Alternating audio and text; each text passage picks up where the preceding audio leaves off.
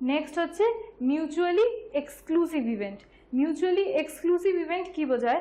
ধরো আমরা দুটো ইভেন্ট নিলাম, সিমিলার যেমনভাবে আগে নিয়েছিলাম সেম ভাবেই, যে probability of occurring an event and probability of occurring an odd number when a fair dice is rolled।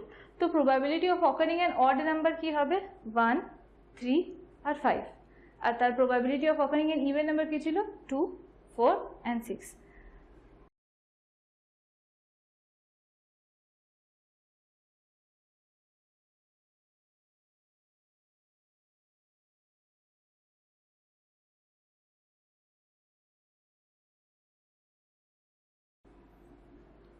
So let us consider these two. One is PE1 and PE2। তো elements, প্রতিটা element PE1 এ আর PE2 তে কি এক দুজনের মানে similar আছে? কোনো element similar নেই। যদি আমি PE1 আর PE2 এই দুটো সেট, তো এগুলোকে তো সেট বলে, যেমনভাবে এগুলোকে রিপ্রেজেন্টেশন, এগুলো তো সেটের রিপ্রেজেন্টেশন।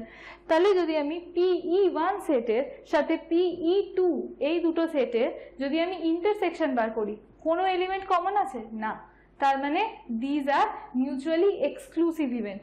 এটাই এখানে লেখা যে যদি প্রবাবিলিটি অফ PE1 যদি আমি ইন্টারসেকশন বার করি PE2 তাহলে নাল, দ্যাট ইজ কোনো এলিমেন্ট নেই, নো এলিমেন্টস আর ইন কমন, তখনই আমি বলবো এটা মিউচুয়ালি এক্সক্লুসিভ ইভেন্ট। এবার আসছে mutually exhaustive events. Mutually exhaustive কাকে বলতে পারে? ধরো সেম এক্সাম্পল, যে probability of even number of dice, even number when a dice is rolled and probability of odd number of dice is rolled, এই দুটো সেটের যদি আমি ইউনিয়ন বার করি তাহলে সেটা কি আসবে? ধরো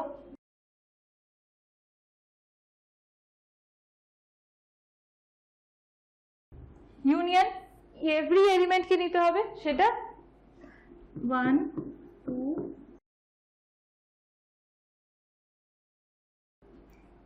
1, 3, 5, 2, 4, 6। আচ্ছা, এইটা হলো যদি আমি ইউনিয়ন নিই। এইটা আর এই স্যাম্পল স্পেস দুটো কি ইকুয়াল? অবভিয়াসলি। তার মানে কি বলছে? মিউচুয়ালি এক্সহস্টিভ তাদেরকেই বলে যদি আমি দুটো ইভেন্ট, ধরো PE1 আর PE2, এই ক্ষেত্রে probability of getting an odd and probability of getting an event, যদি এই দুটোর আমি ইউনিয়ন বার করি তাহলে এটা আমাকে sample space, total number of কতগুলো ফেভারেবল আউটকাম আসবে সেটা দিয়ে দেয়। তখনই আমি একটা ইভেন্টকে মিউচুয়ালি এক্সহস্টিভ ইভেন্টস বলবো, যেটা এখানে লেখা আছে। PE1 যখন আমি ইউনিয়ন বার করব PE2, সেটা sample space, as said sample space denoted by S, এটাকে বলা হয় মিউচুয়ালি এক্সহস্টিভ ইভেন্ট। এবার ক্লাসিক্যাল প্রবাবিলিটি মানে সিম্পল প্রবাবিলিটি, যেটা আমরা ক্লাস 10 থেকে পড়ে আসছি। কাকে বলে সিম্পল প্রবাবিলিটি?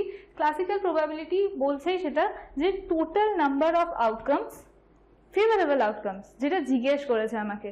যেমন ডাইসের ক্ষেত্রে আমি যেটা বললাম যে নাম্বার অফ ইভেন আউটপুট আসবে, ইভেন নাম্বার, যখন আমি একটা ডাইসকে রোল করব তখন একটা what is the number of events that will come. তো সেই ক্ষেত্রে কতগুলো আসছে? 2, 4, 6। এটা কটা? 3। আর টোটাল নাম্বার অফ আউটকামস কটা? 6। তাহলে প্রবাবিলিটিটা কি হবে?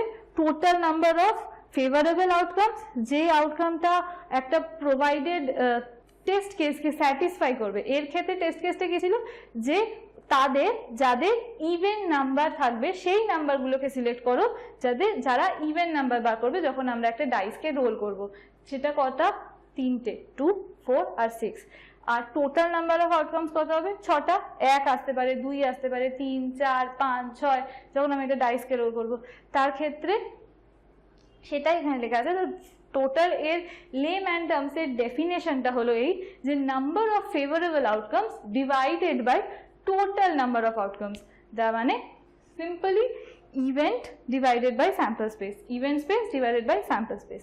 আচ্ছা, এবার ফিউ টার্মস আমাদের এটা মাথায় রাখতে হবে, ফিউ শর্ট নোটস। প্রথম যে sum of probability of each sample space will be equal to 1.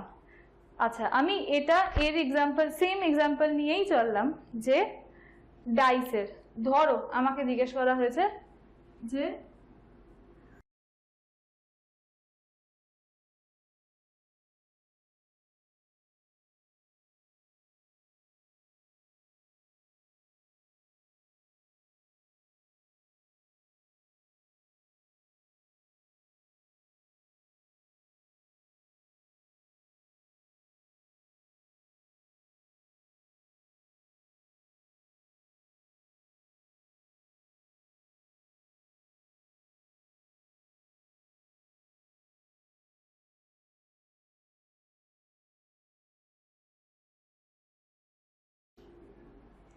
আমাকে এবার ধরো জিজ্ঞেস করলো যে probability of even number of outcomes, এটা কি হবে? 2 4 6, তো আমি বলতে পারি total number of favourable outcomes কত? 3 divided by total number of outcomes 6।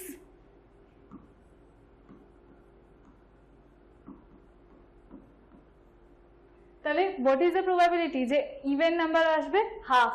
কেন? 3 total number of favorable outcomes divided by total outcomes, so 3/6 equal to half. আচ্ছা, total number of তাহলে odd number of outcomes আসবে, এর probability কত? তো odd আসবে 1 3 5, total 3 আর তাহলে আর total favorable outcomes 6।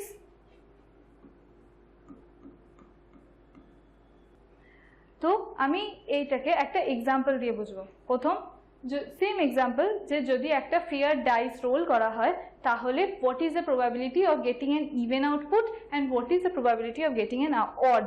তো what is the probability of getting an even, প্রথম যদি বলি ইভেন আসার কত চান্স? 2 4 আর 6। তো total favourable outcomes 3 even and divided by total number of outcomes that will be possible. What are the total number of outcomes?